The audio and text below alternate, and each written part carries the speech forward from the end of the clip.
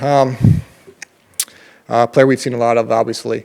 I guess one of the big things we really like about him is his versatility between playing some edge, and then even how Alex Grinch used him at USC sometimes as like an inside interior pass rusher. He's really quick, great hand use, and he just has a great ability to get off blocks, one way or another, whether it's instinct, slipperiness, hand use, power. He just is an active player. So, we liked, he's big, size, powerful, but he can play on the outside. Probably use him a lot of different ways.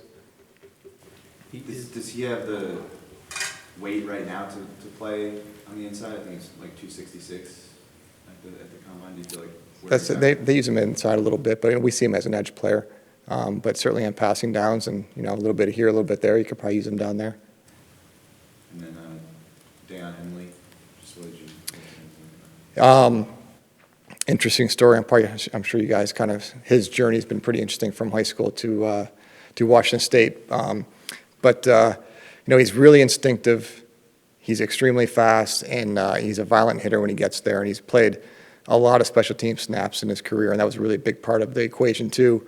Adding depth, adding special teams players. He still played a lot of special teams even this past year at Washington State, so he kind of increased the depth there at linebacker, but really potentially a really good special team player as well.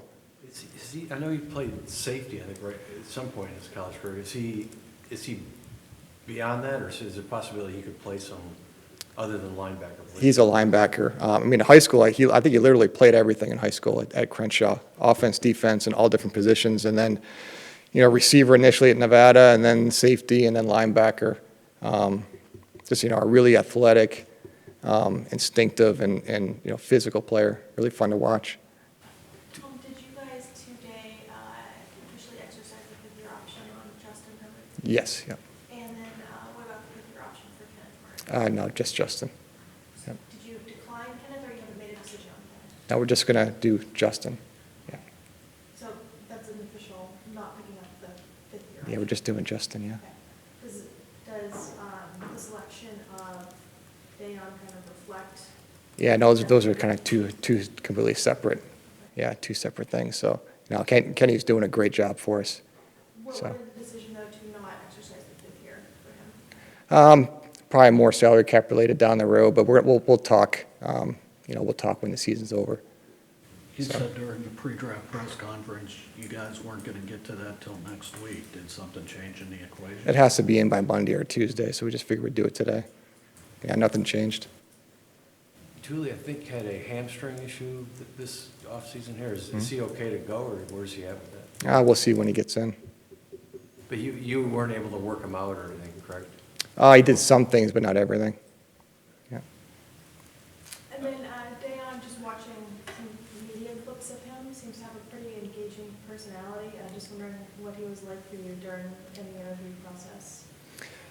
We had him here for the local days, so our coach has spent a good amount of time with him. But what you see is what you get.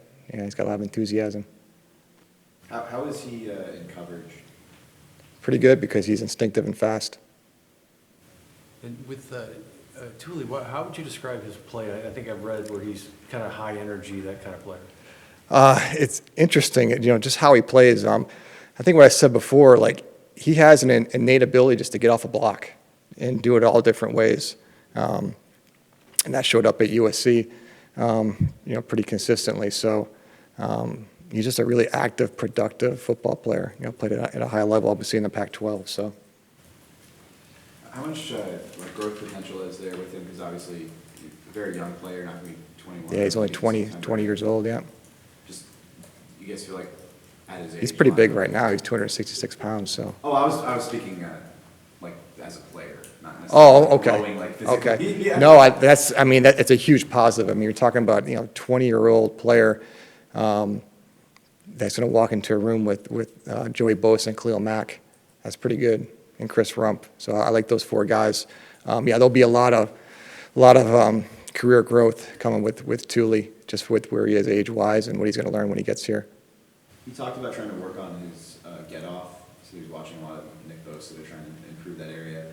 Is that something that you can project and something that you feel like a player can improve at, or is that more something? With get-off, yeah, there is a little bit there. Actually, he's humble because he has a pretty good get-off as it is. Yeah, that is something you can work on and time it, and there's some tricks of the trade that they'll work with him on. Tuli's sack numbers really went up this year, as is his tackles for loss. Did that come more from the outside or also a mix to inside? It was a mix. I mean, they used him a lot of different ways. When he was inside, it was a lot of slanting, on the edge, more prototypical edge. But I thought their defensive coordinator did a great job with him. Really, really outstanding job. Were both these guys at the local pro day? Yes, they were. You weren't kidding when you said it was a loaded local. I'm telling you, Los Angeles, you kidding me? It's great. Defensive coaches a little bit happier at the end of today? Yeah, they're good.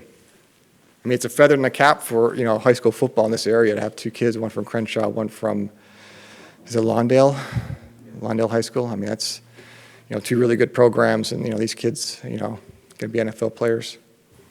With both guys taking tonight, and maybe even Quinn as well, how much is like the long-term view factored into play? Like, maybe they won't start this year, but a year or two down the road. Yeah, I mean, it's funny because when we talk about these players in the draft room and in meetings, we're talking long-term with all of them. And then I come in here and everybody wants to know where they're going to play opening day. So, yeah, it's always long-term with these players when we're drafting them from first round to sixth or seventh round. So, obviously, there will be a short-term outlook of how they may fit a role early.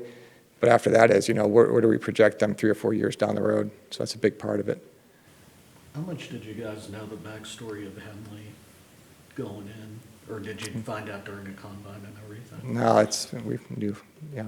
know the whole. We've got scouts that do this 365 days a year, so we've got a lot of information.